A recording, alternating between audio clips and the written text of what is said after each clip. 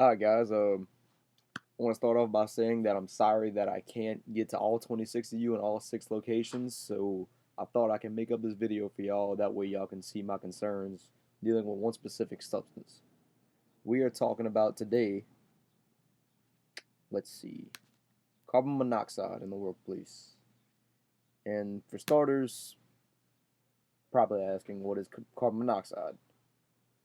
You may not be asking that because you probably know already, but this is kind of safety briefing for y'all to make sure y'all understand exactly what can go on and what can happen with carbon monoxide to yourself and to all your fellow workers in the workplace. So, what is carbon monoxide? Carbon monoxide is a colorless, odorless gas produced as a byproduct of the combustion process of fossil fuels.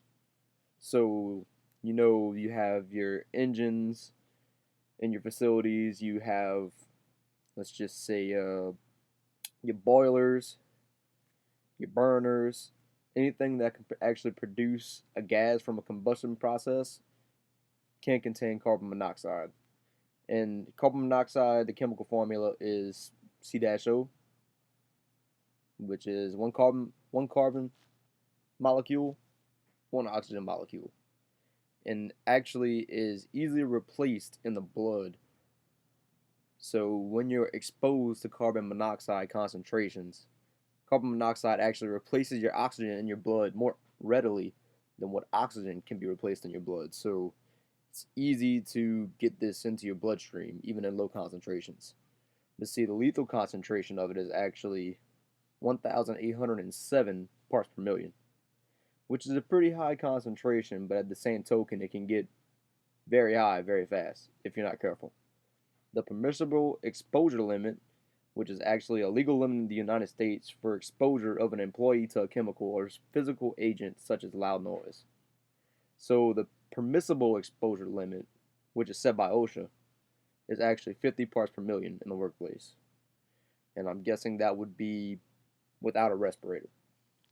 So if you have a respirator on, certain areas do have higher concentrations of carbon monoxide, which would require you to wear a respirator.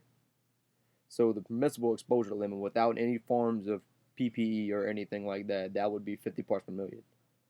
And the same goes for the recommended exposure level, which is actually set by the United States National Institute for Occupational Safety and Health. And that is actually the limit that has been recommended by them. And the threshold limit value is actually a chemical. It's the threshold limit of a chemical substance and is the level to which is believed the worker can be exposed to day after day for working lifetime without adverse health effects. So you can work day after day in a threshold value of 25 parts per million without having any adverse health effects. And the main sources, like I said, the main sources of carbon monoxide could be furnaces, boilers, and engines. Which the engines are not to be confused with electric motors. The electric motors aren't going to put out a carbon monoxide because they don't combust. Let's see, carbon monoxide poisoning. Many of you may be familiar with carbon monoxide poisoning from let's just say, cars. Maybe you've heard of somebody getting carbon monoxide poisoning and dying from them locking themselves in their cars for an extended period of time, and the carbon monoxide got inside the car without proper ventilation. So it actually is very lethal to the human body in high concentrations.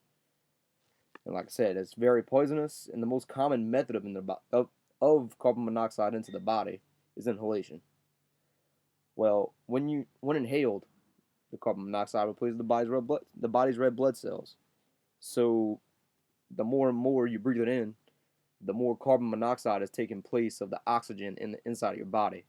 So that's actually very poisonous to you, and the more that's intaken into your body, the higher the effects, the adverse effects.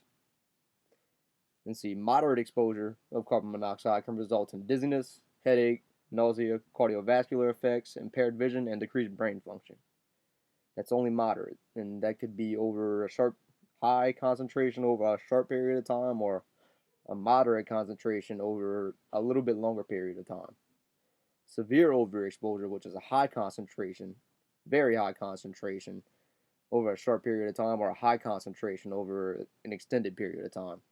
That can actually be fatal, very fatal. So, how do we minimize the carbon monoxide risk? Well, just for starters, you keep combustion equipment in well ventilated environments. If possible, like say your generators, your portable engines, your cars, keep it outdoors if possible, as far away from indoors. If equipment is indoors, keep it as ventilated as possible, as you possibly can to minimize all risks, and wear proper respirator if it's over 25 parts per million. Combustion equipment next to buildings should be managed very carefully, and use temporary ventilation methods such as fans blowing air from the inside to outside to control short-term levels of high carbon monoxide concentration. So this just about wraps up my presentation for y'all today. Hope y'all can discuss it and come up with some common scenarios of how to mitigate and minimize the risk of carbon monoxide. Thank y'all.